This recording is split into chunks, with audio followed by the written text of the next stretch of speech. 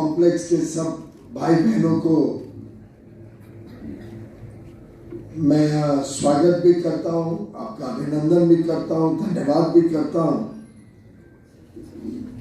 माननीय विनोद बोरा जी, आपके अध्यक्ष, मनीष कोठारी जी सेक्रेटरी, संजय जायसवाल जी जो ठाकुर कॉम्प्लेक्स रेजिडेंट्स एसोसिएशन के चार्टर्ड अकाउंटेंट, श्री अर्पित काबरा जी जो आज के दिन वेस्टर्न इंडिया रीजनल काउंसिल के अध्यक्ष भी हैं, मेरे पुराने मित्र सेंट्रल काउंसिल मेंबर सीए धीरज खंडेलवाल जी, भाटकलकर जी आमदार और मुझे, हम तीनों को आमंत्रित किया है, उसके लिए मैं हृदय की गहराइयों से आपका धन्यवाद करना चाहता हूं।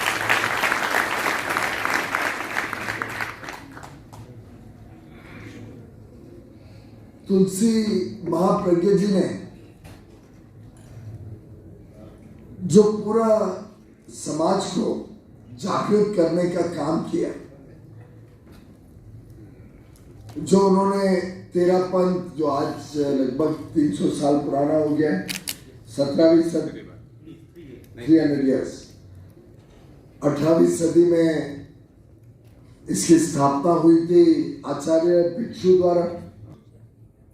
13 जो मूल्य, 13 जो प्रतिबिंब के ऊपर हम सबको सीख मिली है आचार्य भिक्षु से और फिर उसके बाद हमारे अन्य अन्य साधु संतों से, जिसमें अहिंसा भी है, जिसमें सत्य भी है, स्नेह भी है, ब्रह्मचर्य भी है, अपरिग्रह भी है।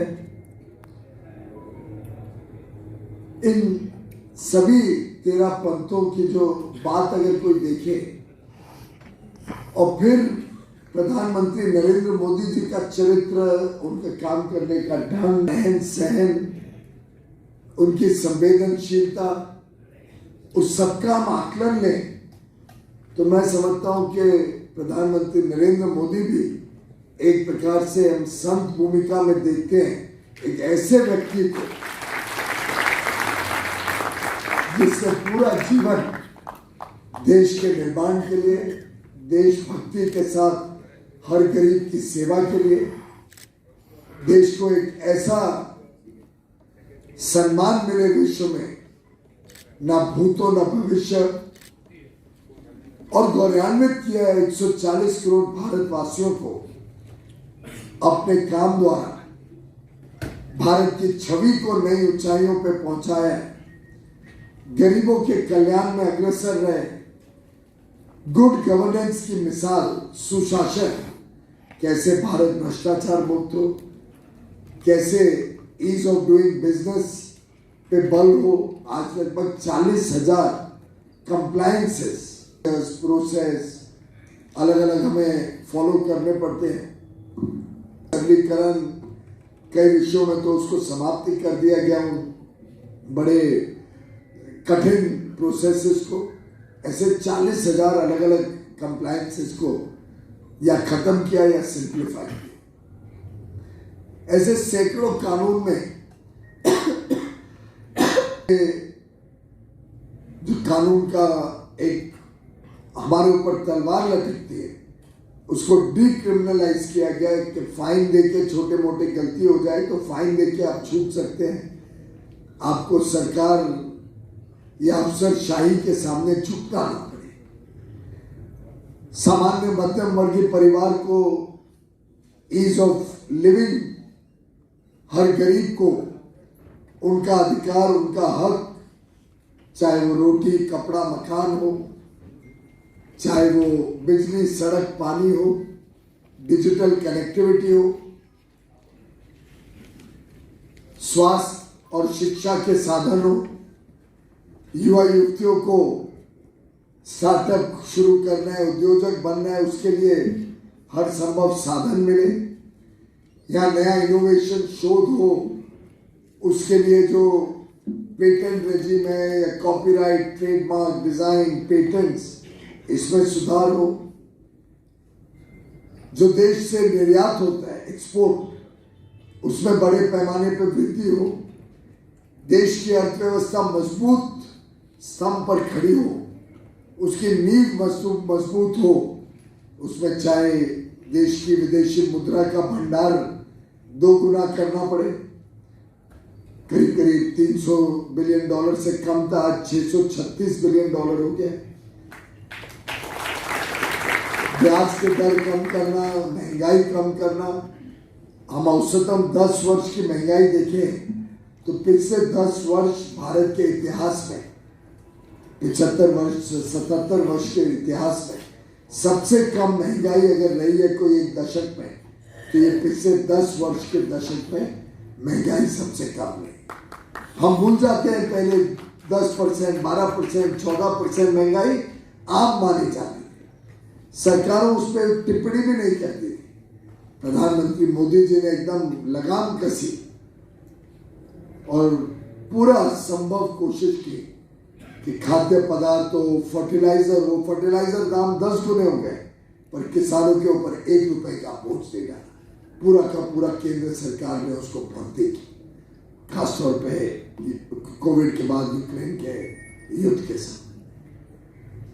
समय समय पे अलग अलग योजनाओं से गरीबों का कल्याण हो, चाहे 80 करोड़ गरीब या निम्न मध्यम वर्ग लोगों को मुफ्त में अनाज देने की बात हो, या सबसे गरीब से गरीब जो 4 करोड़ परिवार थे जो अंतिम पायदान पे खड़े थे, जिनकी बहुत ही कठिन समस्याओं से जीवन बीतता, ऐसे 4 करोड़ परिवारों को मुफ्त में एक पक्का घर देना, 11 करोड़ घरों में शौचालय बनाना, और शौचालय यानी हमारी माता बहनों की इज्जत का सवाल। हमारे बच्चों को खेत में जाना पड़े या सुबह सुबह सूर्योदय के पहले अपने दिनचर्या के लिए निकलना पड़े, ये हम सबके लिए शर्मिंदगी की बात है। माता बहनों के लिए कुकिंग गैस कनेक्शन दिलवाना, आज पूरे देश में शायद ही कोई घर होगा जिसके पास आज खुद का कुकिंग गैस कनेक्शन है।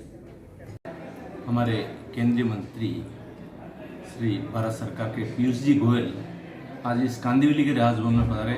हमने उनका इस कांदिवली के राजभवन में स्वागत किया और पीयूष जी से हमारे पूरे जैन समाज, समस्त सकल जैन समाज, जीटो और हमारे चारों संप्रदाय की बहुत ही अच्छी उम्मीद है। तो पीयूष जी को हम पहले तो सब बधाई देना चाहते हैं कि आप रिकॉर्ड तोड़ वोटों से आपकी विजय होगी।